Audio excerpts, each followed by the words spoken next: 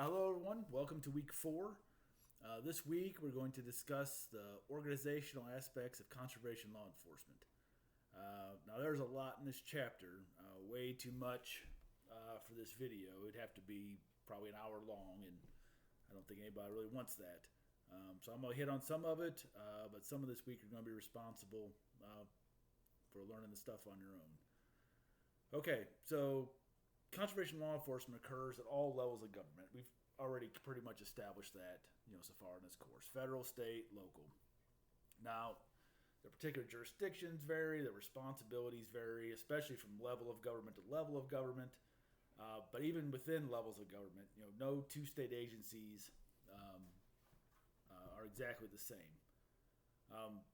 But we start talking about organizationally. If you go to the broadest level, these organizations, how they're organized, are very similar.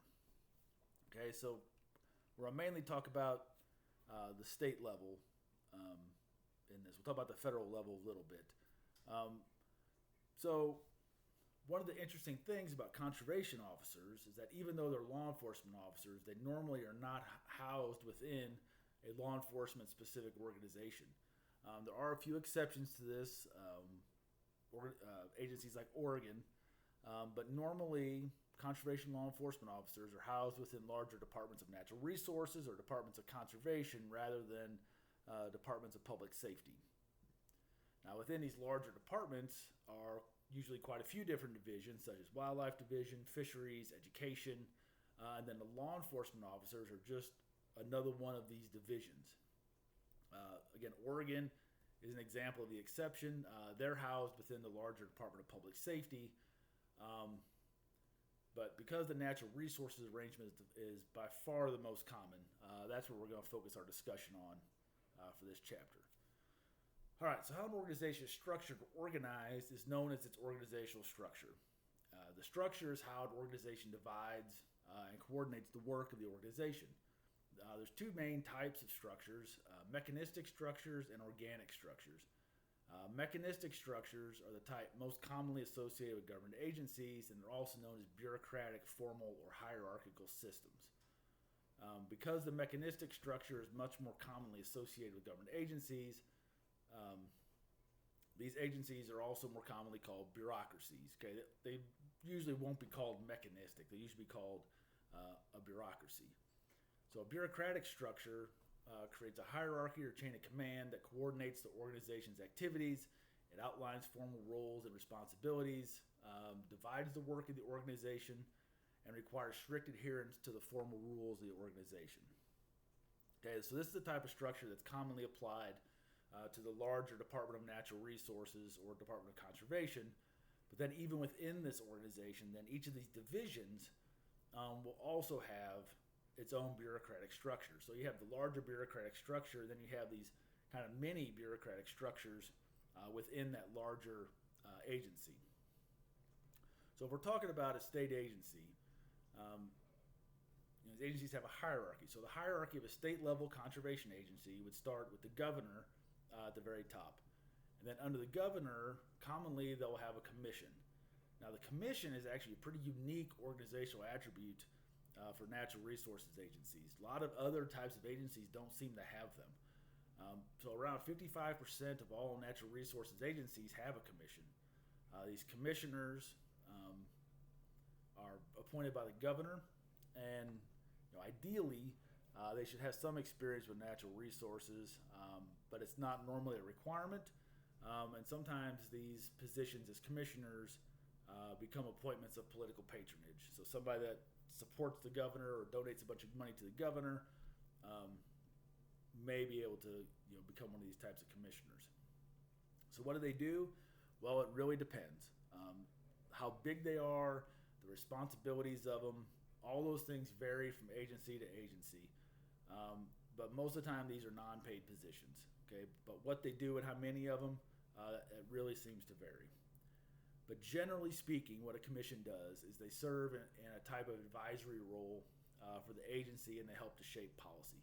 Oftentimes they'll be responsible for hiring the director, but their main job is mostly advisory and helping the agency to shape policy, because ideally these commissioners would represent different sections of the state, so that they would then represent the interest of their particular part of the state and help the agency develop a statewide type of policy. Okay, so then under the commissioner or the commission in the organizational structure or hierarchy is the director. Okay, and the director is in charge of the agency.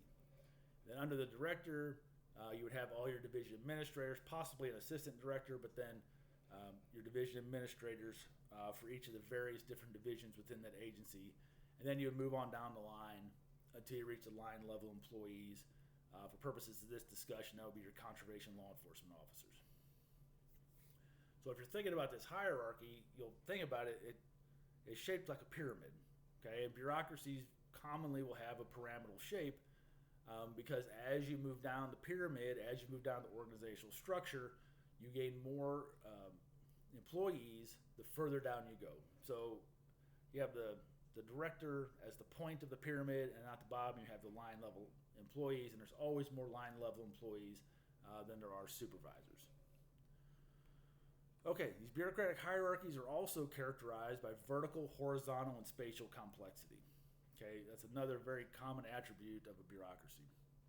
So vertical complexity refers to how many layers are present in the height of the pyramid. So how tall is this agency? Each layer adds a level of complexity to that agency. So the more layers that are present, the more vertically complex that agency is. Okay, horizontal complexity refers to how wide the organization is. So how many different divisions do you have at the same level across the organization? So the more you have across, the more horizontally complex it is. And then spatial complexity refers to how an agency is spread out in space. So what that means is, how is it organized at a state level? Like, how is it organized statewide? Okay, so state level conservation law enforcement agencies usually will have officers in every county throughout the state. They'll have a headquarters, like so in Missouri, the headquarters is Jefferson City, and then they would have officers in each of the counties within the state. So you would say that in Missouri, that agency is spatially complex. Okay, it's spread out over a wide space. Conversely, if they're all in the headquarters building, it would not be spatially complex. Okay, another important characteristic of bureaucracy is formalization. Okay, this refers to the number of official rules and regulations that are present in the agency. The more rules and regulations they have, the more formal your organization. Okay, bureaucracies and especially law enforcement agencies are highly formalized organizations. Okay, so they have all these rules because it's supposed to create an environment where employees each know exactly what they're supposed to be doing and how they're supposed to be doing it. And that way everyone is doing their jobs in a similar manner, all toward one larger goal. So in a bureaucracy, the goal is actually to have rules and regulations for everything. But that is not always how it works, right? We know that there's no way to make rules that apply to every situation because of discretion. Okay, bureaucratic organizations also are characterized by very formalized selection and advancement processes that are based on merit. Okay, all these procedures, selection, advancement, all those things are formalized into specific rules and regulations. Okay, and then finally, bureaucracy is characterized by impersonal relations. Okay, a bureaucracy is not designed to take individual situations into account or to influence its structure. Okay, bureaucracy is set up, you follow these rules, you do these things, this is what you're supposed to do, boom, boom, boom. It works. If you start taking individual situations into it, then everything starts breaking down within a bureaucracy. So bureaucracies are considered to be the best way to organize an organization to all work toward one goal. But part of the problem is, originally they were designed to work at what's called a closed system, which means that they were not designed to interact with their outside environment. But again, that's not how life works, right? There's no way for a government agency to just stay within itself and never interact with anybody else, right? All organizations have to interact with their outside environment. So that means that modern bureaucracies actually operate in what's called an open system rather than a closed system. So an open system means that they're open to their environment and they interact with it. Because they have to do that, there's various components within the environment that impact those operations. There's 7 kind of broad categories within the environment: technological, legal, economic, demographic, cultural, ecological, and political. Okay, I'm not going to go into detail about each of those, but be sure you read those and know those and how they influence conservation law enforcement organizations. As part of this interacting with the environment, probably the largest group that a conservation agency has to interact with are the citizens of their state. Now, there's a variety of ways that they do this. One of the most common ways is through public meetings. Agencies will hold public meetings on a variety of topics. It could be changes in regulations. It could be, what do you guys think about this? It could be, hey, we're thinking about buying this piece of property. What does the public think? Like any possible topic they could have, they could hold a public meeting for it. Commission meetings also are generally open to the public, so people can go and observe those. Some of these meetings are in person, some of them are virtual, some of them are a combination of the two. COVID has really kind of COVID has really kind of changed the way a lot of this stuff works, where a lot of the stuff is much more virtual. Agencies also will create advisory boards. They'll create task forces sometimes that have citizen members. They'll have open houses. They'll distribute surveys. They all have websites, Facebook pages, social media. Like there's all kinds of ways now that these agencies interact with their stakeholders. Another way conservation law enforcement specifically interacts with citizens is through something close to